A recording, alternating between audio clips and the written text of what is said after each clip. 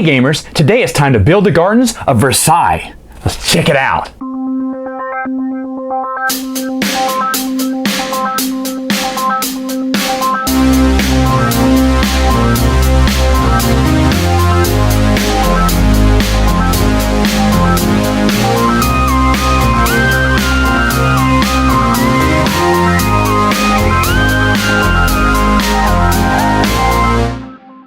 Setup for the game is very simple. The book will tell you, depending on how many players you have, where their starting places will be. This is for 4 players. If you play a 5th player, it'll be with a black color there. Each person will get a marker of their choice, of their color I mean, and they'll also get 2 of these little tokens here that I'll explain in a minute. And what you're going to be doing is you're going to be moving around this board in clockwise order and basically taking care of the actions that are on the board here. And as you see, there are little paths here across the area. You have to follow the signs on the paths. For instance, if you see this, there are 2 paths here. This one is leading out from the gardens here, so I cannot go forward straight from the King's Palace to the gardens, but I could go all the way to the marble quarry, and then from there I have the choice to make it over here to the gold mine or here down to the gardens here. And of course the exit from the gardens can be here or here.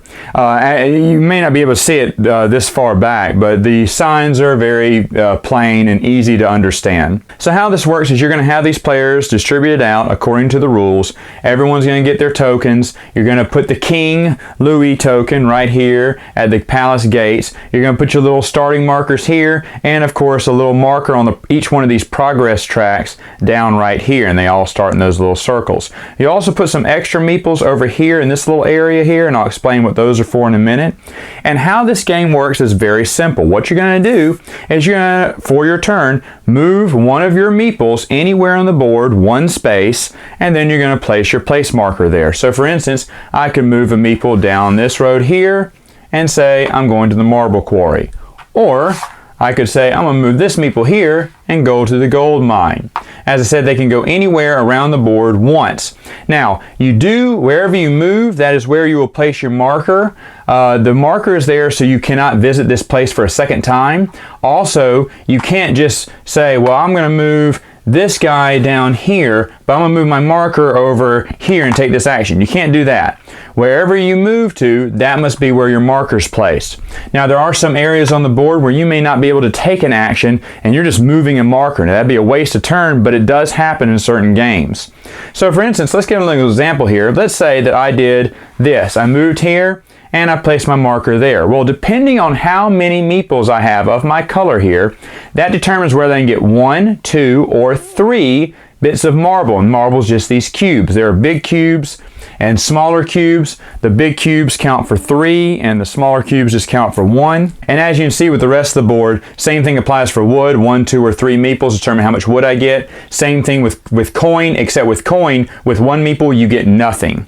Alright, so that's how you gather the resources there. What about the other things here on the board? Well, if I wanted to move, let's say my next turn, everyone else went, and I moved my meeple down here, okay?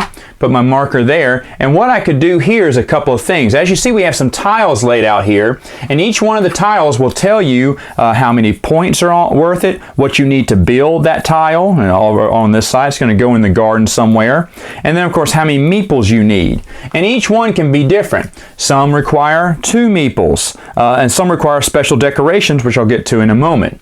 And then of course some have these little wall spaces on them. If you'll see some of these as well. This one has a cross wall, this one has a little corner of a wall. And I'll get to what those mean in a minute when we talk about the gardens. But what you're going to get to do when you go here, you're going to get to do a few things. You're going to either get to, if you have 1 meeple here, you can buy one of these by, actually seeing there's 1 meeple cost each. If I have 2 meeples here, I could take both of these because I have 1 meeple each, or I could take one of these 2, which costs 2 meeples each. I could take one or the other, or I could take this top one, but I need 2 meeples in a gold. So if I got a gold from earlier, I could use it and I could spend it that way. Now, one of the things that one of your markers can do here, you can actually move either 2 people 1 space each, or 1 person 2 spaces each. So let's say I only had one person there and I needed to get another person there, or I had none there. I could flip over one of my markers and then move 2 at the same time to that area to take that action. Or if I already had one there and I had several over here, I could flip over another one of my markers and I could move him 1, 2 spaces there. Now, the reason I mention this right now is because another option you can do is for one meeple, you can flip over one of these markers and reuse it again. So these will be able to be reused in the game as long as you can refresh them. And this is one of the places you can refresh those markers. Now, another action you can take is you can actually discard 1 or up to 3 of these depending on how many meeples you have. One meeple will knock out 1 of these tiles, the other one will knock out 3. Why would you want to do that? Well, for several reasons. Maybe toward the end of the game, there may be some tiles that you don't really want. You know, they don't serve a purpose, or you don't want other people to get them. For whatever reason, once you knock 1 down or 2 down, or even 3 down, the rest of them will shuffle down, and then you're going to have more replace them. That's what replaces these tiles.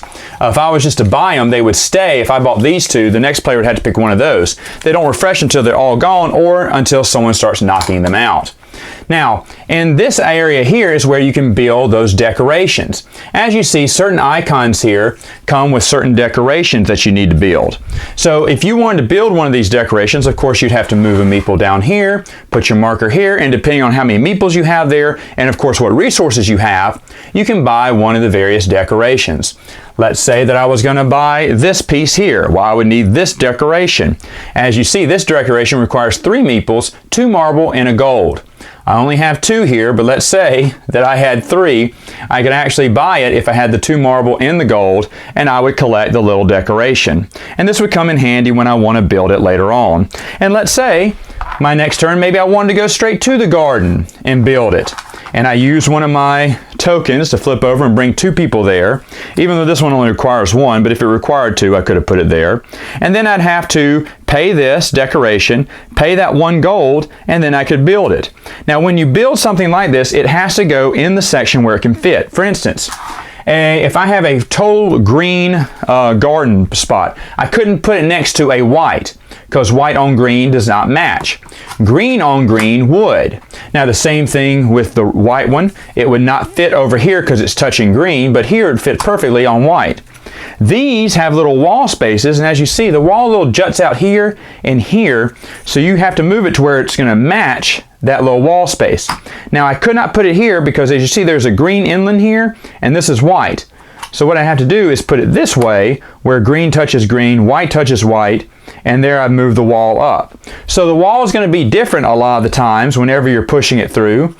This one's not going to go anywhere because it doesn't fit against any of these. So it's also a puzzle as you're building these, and of course when you build them you're going to flip it over and score those points on the board, and then of course you will also push your marker up on the score track depending on how many points you scored. Let's say if I wanted to move my meeples over in this section here. Well, this is the progress track. It's going to give you a lot of special abilities depending on what you want to spend. As you see, there's some things that cost 1 or 2 meeples. These cost meeples in a gold. This costs 1, this costs 2, and this costs 2 meeples to have. If you want to move your little tracker up the progress track here. Now what the first track does, it just gives you an extra mining ability. So for instance, if I was here, I would get to mine an extra cube of wood. Even though I only had 1 guy in there, because I'm up here on the track, it would give me 2 pieces of wood I could collect. And the same thing with marble, and the same thing with gold. Of course, once you get up here, anything prior that you've passed is also included. So for instance, if I was already up in gold, I would still collect 1 plus marble and 1 plus wood because I've made it that far up the track. Now the other ones work a little bit differently. Every time you go up this track, you see you got little emblems here, and the emblems on the first track apply to the 3 types of resources in the game. So let's say blue player, orange player had already completed his turn and he was here, and blue player had moved some men here, and let's say they moved a guy here and got wood. And I was up on this track here. Well, because I'm here, since they use it to get wood, as long as I have a meeple in that area, I may also take that action for 1 wood. So basically, you're going to benefit from the actions of others the more you move up the track. Of course, this is marble, this is gold. The ones at the bottom signify the decorations. So if someone's building decorations, but you must have a meeple here. If I don't have a meeple here, I cannot take that action. So you must have a meeple there, and of course the necessary resources to do it. And then of course here, it would be anything, if anyone buys a tile, if you have a meeple there, you may do an action as well if you can, or if you want to, you don't have to. And then the last one's here, the progress track. So if someone comes here to get progress and you're already here, you can actually get progress as well, as long as you have the necessary requirements there on the board. Now the final one here is the Kingsville Palace, and what would happen is, let's say that orange would go up here and move here. Once you move here, you got a few choices to make. For one meeple, you can actually flip over both of your little tokens here to reuse again. Or if you had two meeples here, you could release an extra meeple. And if you had three meeples here like I do, I would actually probably, well, I have two choices. I could release this meeple, which costs 3 meeples to release, and I'd have more workers on the board. Or I could release this meeple that costs 2 and flip over both of my tokens, which would make it 3. So as you see, that's the benefits you get going through here. Now, any time that you land on this space or you pass through it, let's say blue made a double movement because they really want marble, 1, 2, and put it there and got marble. Anytime you pass through this space or land on it, you're going to move the little King Louis pawn 1 square down on the track here. Now he is almost an in-game timer because the game's going to end 3 ways. Either he's going to end right here on the steps and then the game is over, or all the tiles here in the garden will be filled and then the game is over, or you run out of tiles because once a tile is discarded, it is out of the game. If one of those 3 things happen, that triggers the end of the game, and then we get into final scoring. Of course, these things have already been scored on the track, but other ways to get points would be through your resources. For every 3 wood or 3 marble or 2 gold, you get 1 extra victory point. For every unused garden tile that you collected, you get 1 victory point. And for every decoration that you made but didn't use, you get 3 victory points. And at the end of the game, whoever has the most victory points wins. Final thoughts, what do I think about the game? Man, they make board games about anything these days, don't they? I really like this game. I think it's really cool. I like that the whole board is basically one big giant rondelle, which I love the rondelle system. There's tile placement, there's resource management in a way. So there is a lot of things to like about this game. In fact, I don't think I have any complaints at all. I mean, I wish it was more than just cubes. I wish they had, actual logs and coins and maybe something that signified marble. But I mean, I'm just asking for aesthetics for that. Nothing wrong with the gameplay. This is a very simple game to teach. It's a simple game to learn. And there is a ton of strategy though. When to move people and what to do. There was a lot of times I thought, I will never waste a move where I just move a guy just for the heck of moving him because I need to move 1 extra, I need to move 3 at a time, but I can't get 3, so I'll just move 1 for now, another one later. I said, I'll never do that. That'll waste turns. And we actually, all of us, wasted a few turns like that. Now, maybe that's because we're not that good at the game and we struggled on, timing everything perfectly.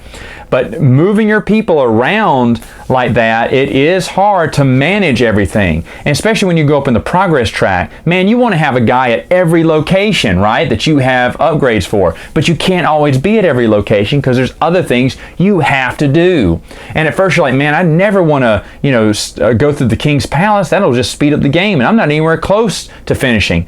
Folks, this game just suddenly catches up with you. At first you think, man, it's going to take forever for us to build everything. And then all of a sudden, you're building on every other turn. I mean, the game really speeds up at the end. In fact, it wasn't King Louis getting to the gardens that ended the game for us. It was us just running out of tiles. I knocked out the last tile to end the game. That's going to be a quick way to end the game, too. No matter how many times you run through the board, the King Louis ending the game, I can't imagine that happened that much. But you could. You want to speed up the game, you move around the board faster. I was doing that too but for a different reason. I just wanted to keep building in the gardens because I was just building stack after stack after stack. And man, that's how you're going to build your big points in the game too, is through the gardens.